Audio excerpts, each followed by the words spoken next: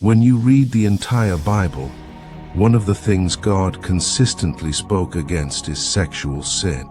For some, the phrase sex no longer connotes something frightening or pure, but rather something enjoyable to do. You may be astonished that I use the words pure and sacred, but it is. You will do something precious and pure when you enjoy and release your sexual urge within the confines of marriage. Consider what the Bible has to say about marriage in Hebrews 13:4.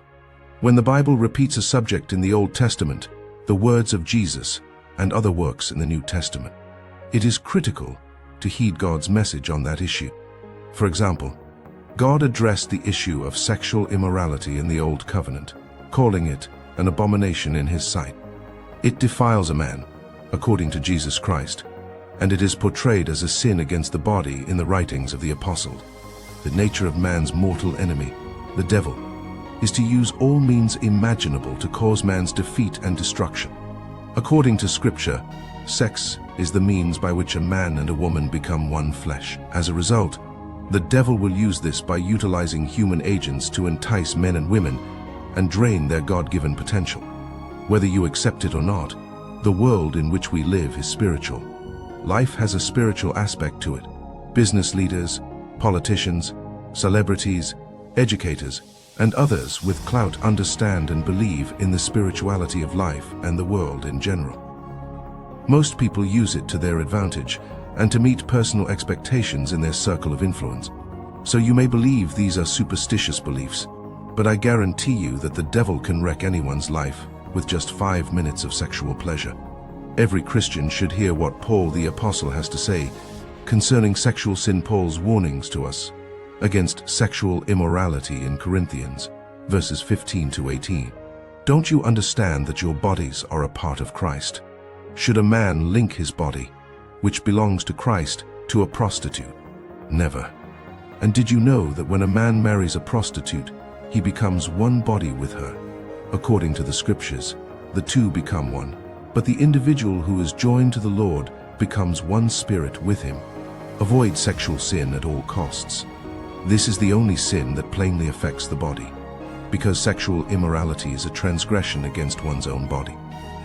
NLT, God is advising you to avoid all forms of sexual immorality, not just for His own sake, but also to keep you from injuring your body. The world may call it fun or enjoyment, but as a Christian, you should be aware that the devil is hunting for any way to grab you. As a result, you must refrain from giving in to your carnal desires. There are devils on standby, waiting for you to succumb to that sexual urge so that they can complicate your sickness and infections, impotence, a weak body, and other issues. You have a sexual desire for the correct time, which is marriage, and we all know that sexual intimacy is what seals the marriage contract. According to the text we just heard, it is through sexual intercourse that a man and woman become one body. As a result, you can picture what happened to individuals who had several sexual partners.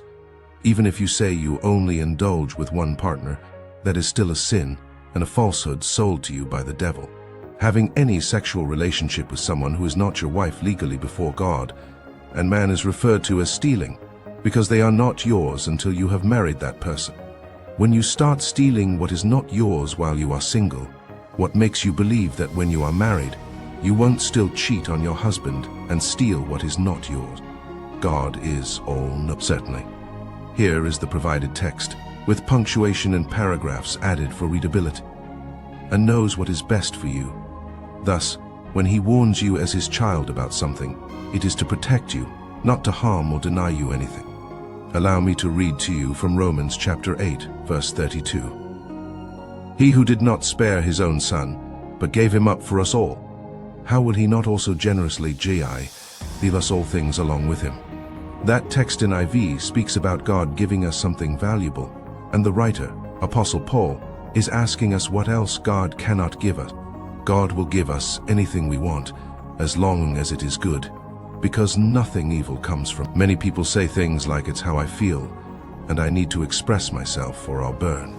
But this isn't true, since they say it to justify their lack of self-control. The majority of the time, your feelings are a product of what you have seen or heard. As a result, controlling what your eyes see and hear with your ears reduces the arousal of that sexual desire. I said less because I, too, am human, and I understand that being single for long can make you crave that pleasure. But there is a fruit of the Spirit called self-control. Allow me to tell something to my single and dating couples listeners. Sexual desire is genuine, and the devil can use it against you. My suggestion is to avoid any signs of evil in dating couples, especially those who are attracted to each other. To safeguard both parties, an atmosphere of sexual immorality should be avoided. David's life is an example of what might happen to a man or woman who decides to engage in sexual immorality and give in to lusty desire.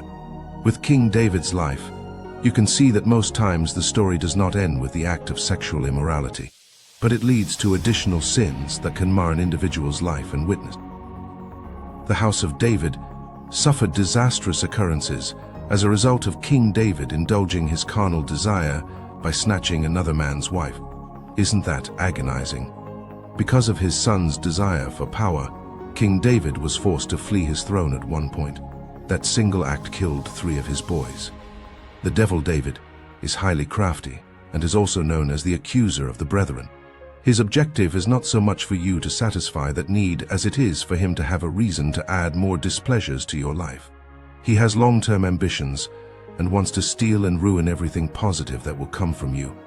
Take care not to fall into the enemy's trap of stealing the secret God has given you in order to preserve you in a generation. If you don't understand what Samson is saying, Samson's life and destiny were ruined in the arms of a lady.